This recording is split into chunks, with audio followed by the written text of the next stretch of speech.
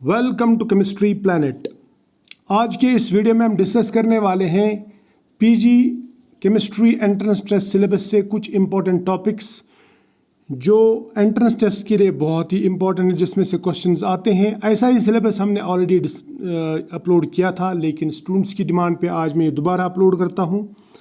तो चलते हैं इस सिलेबस की तरफ। इसमें जो पहला यूनिट है बेसिक्स, इसमें आप effective nuclear charge and calculation of Slater's rule, इसके जो एग्जांपल्स हैं, प्रॉब्लम्स हैं, वो सॉल्व करेंगे। स्लेटर्स रूल की कैलकुलेशंस आप सीखेंगे, इफेक्टिव न्यूक्लियर चार्ज कैसे निकालते हैं। उसके बाद में factors affecting solubility of ionic solids, ये भी आप पढ़ेंगे।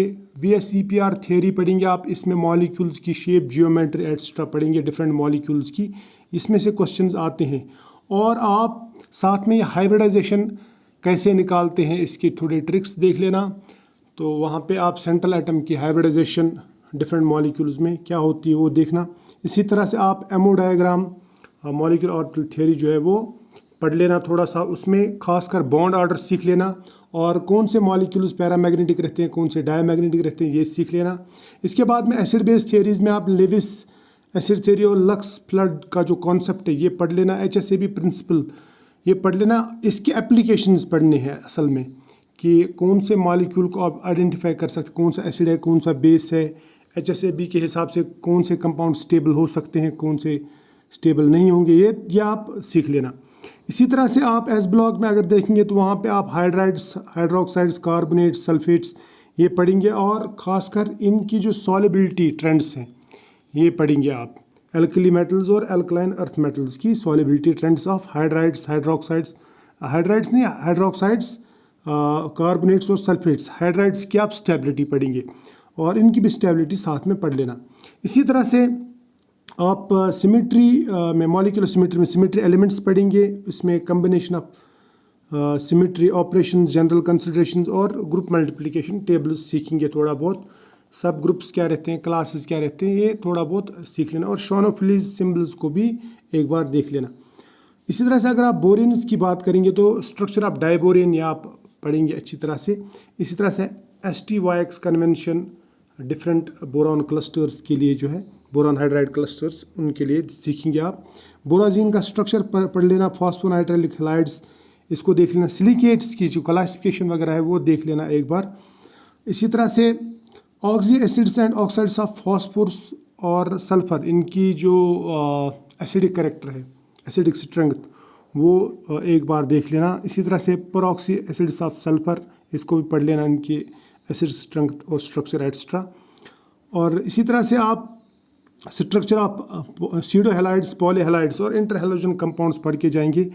और जीनॉन कंपाउंड्स में जीनॉन फ्लोराइड्स, जीनॉन ऑक्साइड्स और जीनॉन ऑक्सीफ्लोराइड्स, इनके स्ट्रक्चर, जियोमेट्री और हाइब्रिडाइजेशन सीख के जाना। इसमें से क्वेश्चंस आते हैं। इसी तरह से आप ट्रांजिशन एलिमेंट्स में जब जाएंगे तो वहाँ पे आप variable oxidation states, anomalous electronic configuration ये पढ़ के जाएंगे। और साथ में आप ट्रेंड्स इन आयनिक रेडियई, ये इंपॉर्टेंट है, इसमें से भी क्वेश्चंस आते हैं। और आयनिक कंपाउंड्स के जो ऑक्साइड्स हैं ना, तो उन ऑक्साइड्स का एसिड बेस करेक्टर एक बार देख लेना। और इसके ऊपर मैंने छोटे छोटे वीडियोस भी बनाए, आप वो भी देख सकते हैं। तो इन एसिड बेस कैरेक्टर को देख लेना आयनिक कंपाउंड्स के, ट्रांजिशन मेटल ऑक्साइड्स में। तो ये बहुत इंपॉर्टेंट है। इसी तरह से ट्रांजिशन मेटल्स में आप मैग्नेटिक प्रॉपर्टीज़, उनकी जो कैलकुलेशंस है, स्पिन ऑनली मैग्नेटिक मोमेंट का कैलकुलेशन, वो आप सीख लेना। वो शॉर्ट ट्रिक्स भी हैं, तो आप इजीली कर सकते हैं उसको। इस तरह से उसमें DD ट्रांजिशन कहाँ पे होता, कहीं कहाँ पे नहीं, वो देख लेना। और चार्ज ट्रांसफ़र, कौन से कंपाउंड में लिगेंड टू मेटल और कौन से कंपाउंड में metal to ligand charge transfer हो सकता है, ये एक बार देख लेना। इसमें क्वेश्चंस आते हैं, ये जो MCQ आते हैं तो इसमें से पूछे जाते हैं। इसी तरह से कोऑर्डिनेशन केमिस्ट्री में जब आप जाएंगे तो इफेक्टिव एटॉमिक नंबर आप सीख के जाएंगे। इसके प्रॉब्लम सॉल्व करना, मतलब जो इसके न्यूमेरिकल्स रहते हैं, वो कंपाउंड्स की स्टेबिलिटी वगैरह चेक करने के लिए वो देख लेना। इसी तरह से जियोमेट्रिकल और ऑप्टिकल आइसोमेरिज्म देख लेना इन कंपाउंड, ऐसे कंपाउंड्स के लिए। तो कितने जियोमेट्रिकल आइसोमर्स बन सकते हैं, इस पे से क्वेश्चन आता है। इसी तरह से क्रिस्टल फील्ड थ्योरी जब आप पढ़ेंगे तो आप पढ़ेंगे टेट्राहेड्रल, ऑक्टाहेड्रल और स्क्वायर प्लेनर कॉम्प्लेक्सेस के लिए। साथ में ये आप देखेंगे उनकी जो डेल्टा वैल्यूज़ रहते हैं, एनर्जी गैप की वैल्यूज़, उनका कंपैरिजन देखना, और CFSC कैलकुलेशन सीख लेना, क्रिस्टल फील्ड स्टेबलाइजेशन एनर्जी किसकी कहाँ रहती है।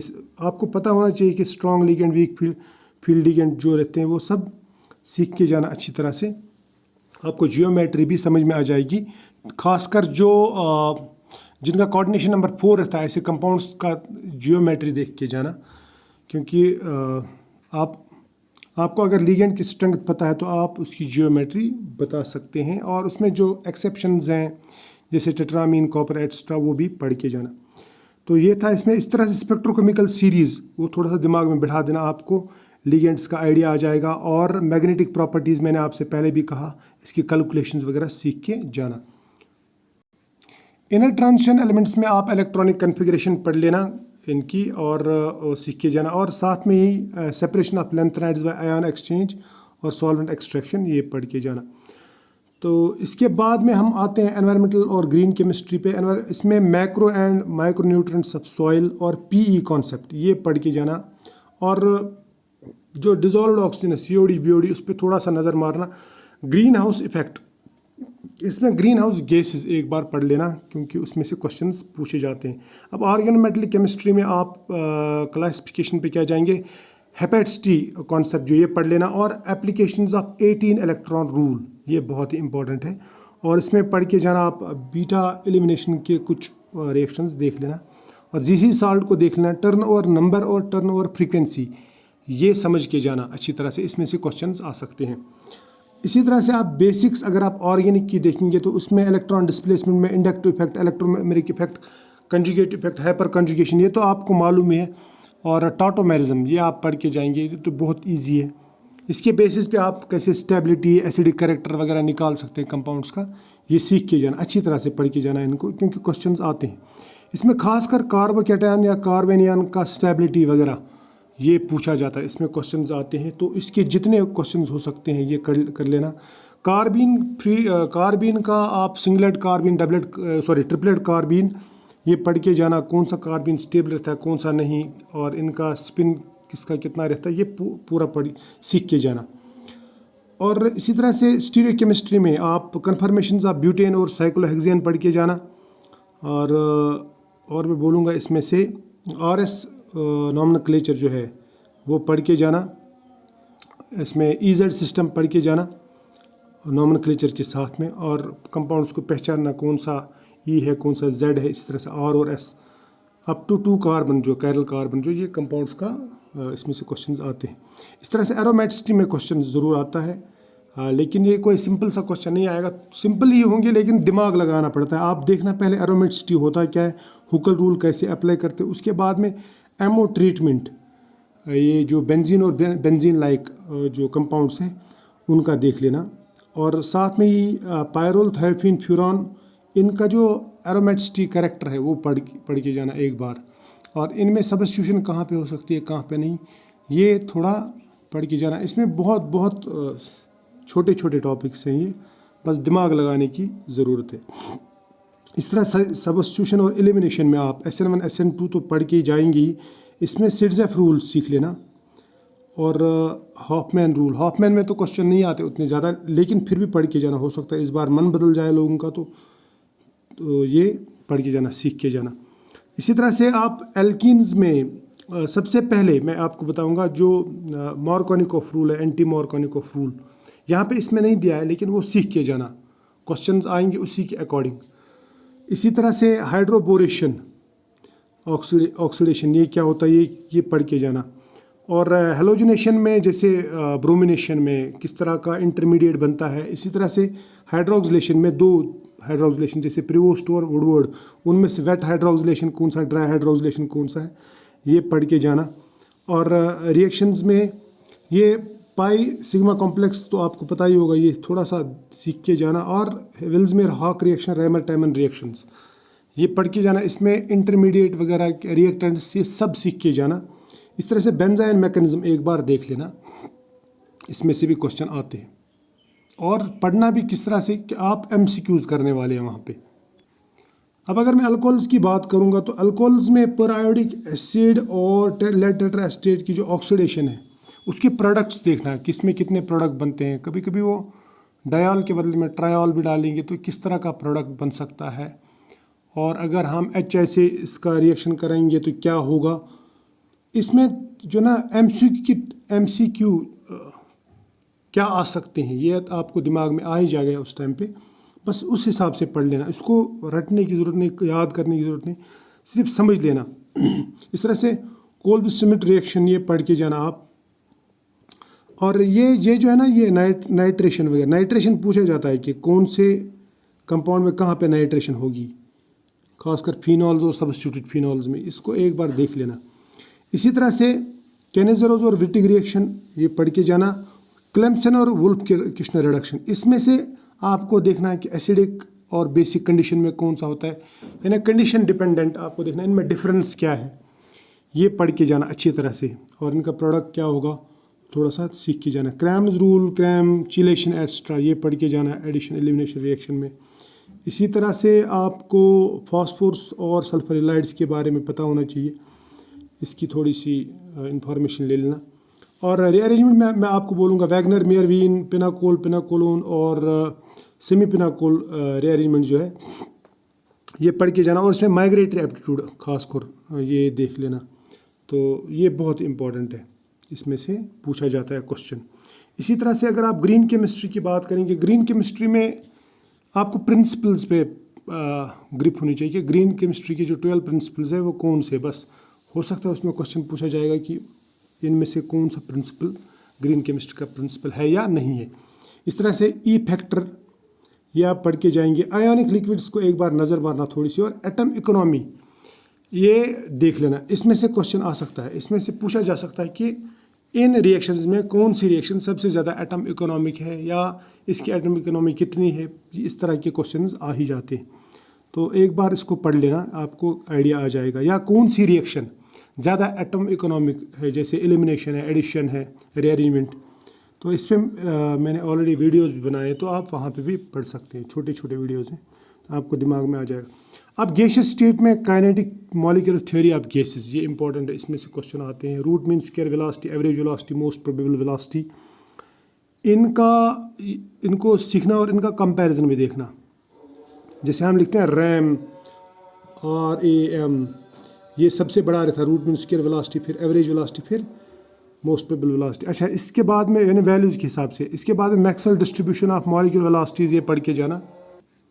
अब आइडियल गैस इक्वेशन देख लेना क्या है, और वॉन डर वाल्स इक्वेशन ऑफ स्टेट, जो ये दोनों इक्वेशंस हैं इनको देख लेना ये है क्या। और इनमें जो वॉन डर वाल्स कॉन्स्टेंट्स रहते हैं उसके ऊपर क्वेश्चन आता है, वॉन डर वाल्स कॉन्स्टेंट्स के ऊपर क्वेश्चन आ ही जाते हैं। जैसे AB जो रहते हैं ना, उनका वैल्यूज़ कैसे, किसका बड़ा है, किसका छोटा, और किसका वैल्यू कैसे होता, या इक्वेशंस क्या है इन आपस में, ये पूरा देख लेना। इसके बाद में लिक्विड स्टेट में विस्कोसिटी, सरफेस टेंशन के ऊपर नज़र मारना, लैप्लेस इक्वेशन एक बार देखना, और केल्विन इक्वेशन क्या है वो भी देखना। इसके बाद में सॉलिड स्टेट में आप सबसे पहले NaClCf2ZnS, इनका क्रिस्टल स्ट्रक्चर एक बार देख लेना, खासकर इनका Z वैल्यू, और इसी तरह से इसमें मिलर इंडाइसिस एक्स्ट्रा वो देख लेना एक बार। सरफेक्टेंट्स में आप क्रिटिकल माइसल कंसंट्रेशन, माइसलाइजेशन ये पढ़ के जाएंगे। फिजिकल और बाइलेयर पे थोड़ी नज़र मारना, इसमें से क्रैफ्ट टेम्परेचर और ये CMC जो है ये बहुत इंपॉर्टेंट है, इसमें से क्वेश्चन आ जाते हैं। सॉलिड सरफेस की अगर बात की जाए तो लैंगमियर एड्जॉर्प्शन आइसोथर्म और BET एड्जॉर्प्शन आइसोथर्म, इनको पढ़ के जाना अच्छी तरह से। इसी तरह से थर्मोडाइनमिक्स में स्टेट फंक्शन, पाथ फंक्शंस ये सीख के जाना, हीट और वर्क क्या होता है ये देखना। फर्स्ट लॉ ऑफ थर्मोडाइनमिक्स, और उसके बाद में फर्स्ट लॉ ऑफ थर्मोडाइनमिक्स को अगर हम एडियाबैटिक कंडीशंस, आइसोथर्मल कंडीशंस में ले लेंगे तो क्या होगा, हीट कैपेसिटी क्या होता है, इसकी equations, heat capacity at constant temperature और कांस्टेंट प्रेशर और कांस्टेंट वॉल्यूम, इनके बीच में क्या रिलेशन है, ये क्वेश्चंस आते हैं। इस तरह से जूल थॉम्सन कोफिशिएंट देख लेना, इन्वर्जन टेम्परेचर क्या होता है ये देख लेना। ये छोटे छोटे एक एक लाइन के टॉपिक्स हैं, ये जूल्स लॉ, बस इनको सिर्फ देखना है। और मैंने अभी आपसे कहा कि आइडियल और एडियाबैटिक कंडीशन और आइसोथर्मल कंडीशंस में एक्सपेंशन ऑफ गैसेस कैसे होता है ये थोड़ा सा सीख के जाना। अब सेकंड लॉ ऑफ थर्मोडाइनमिक्स में आप कर्नॉट थ्योरम पढ़ के जाएंगे, और एंट्रोपी का जो कॉन्सेप्ट है एंट्रोपी को पढ़ के जाना थोड़ा सा, गिब्स फंक्शन पढ़ के जाना, हेल्महोल्ट्ज़ फंक्शन पढ़ के जाना, इस तरह से गिब्स हेल्महोल्ट्ज इक्वेशन पता होना चाहिए, entropy change in physical processes, ideal gas expansion etcetera वो देख लेना। इस तरह से मैक्सवेल रिलेशंस, इनको समझ लेना, ये इसमें से क्वेश्चन आता है। इस तरह से नर्स हीट थ्योरम या नर्नेस्ट हीट थ्योरम जिसे आप कहते हैं, ये पढ़ के जाना। थर्ड लॉ को थोड़ा सा नज़र मारना। और इसके बाद में फेज इक्विलिब्रियम में आपको पता होना चाहिए phase component, degree of freedom और फेज रूल जो है, सिंपल फेज रूल और कंडेंस्ड फेज रूल, ये दोनों पढ़ के जाना।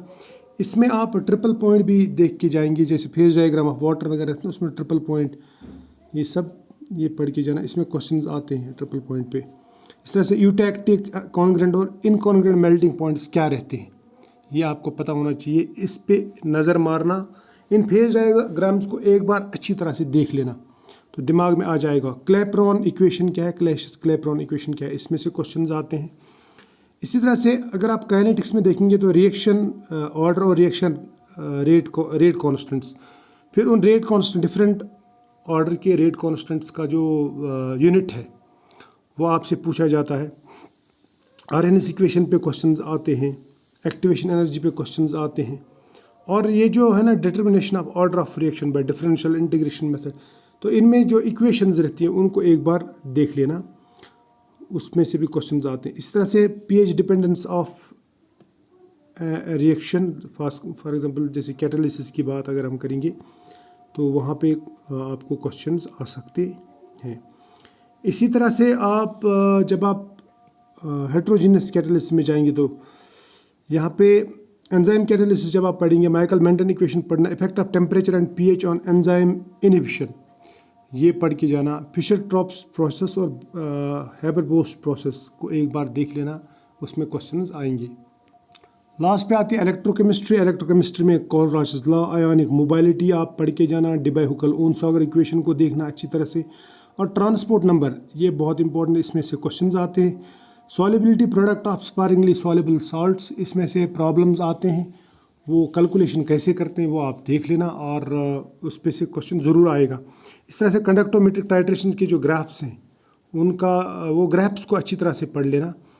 और उसके बाद में इलेक्ट्रोड टाइप्स, ये बहुत इंपॉर्टेंट है, टाइप्स ऑफ इलेक्ट्रोड, इसमें से क्वेश्चन आते हैं। नर्स इक्वेशन और ईएमएफ एंड इट्स मेजरमेंट, ये पढ़ के जाना। इलेक्ट्रोकेमिकल सीरीज़ और इसकी सिग्निफिकेंस बहुत ही इम्पॉर्टेंट है। इस तरह से पीएच और पीके के बीच में जो रिलेशंस हैं और पीएच कैलकुलेशंस कैसे करते हैं ये पढ़ के जाना। अगर आप फोटो केमिस्ट्री में देखेंगे तो आपको लैम्बर्ट बेयर लॉ और जो इक्वेशन जबलॉन्स्की डायग्राम वो आपको पूरी अच्छी तरह से पढ़ना है। लैम्बर्ट बेयर लॉ पढ़ना और जबलॉन्स्की डायग्राम में आपको प्रोसेसेस के बारे में पता होना चाहिए। फ्लोरेसेंस क्या होता है, फॉस्फोरेसेंस क्या होता है, non radiative process like internal conversion, inter system crossing, ये आपको पता होना चाहिए। इस तरह से क्वांटम यील्ड क्या होता है और साथ में ही पढ़ के जाना स्टॉक आइंस्टाइन लॉ। बस ये हो गया आपका सिलेबस। तो मैं ऑल द बेस्ट बोलूँगा सबको। सिर्फ इतना है कि आपको दिमाग लगा के पढ़ना है, ज़्यादा याद करने की ज़रूरत नहीं है, इक्वेशंस राइट करने की, ये डिराइव करने की ज़रूरत नहीं है। आपको फोकस करना है कि एमसीक्यूज़ कहाँ से उठ सकते हैं। तो बस 4-5 दिन का काम है टोटली। तो मिलते हैं नेक्स्ट वीडियो में, तब तक के लिए फ़िलहाल बाय।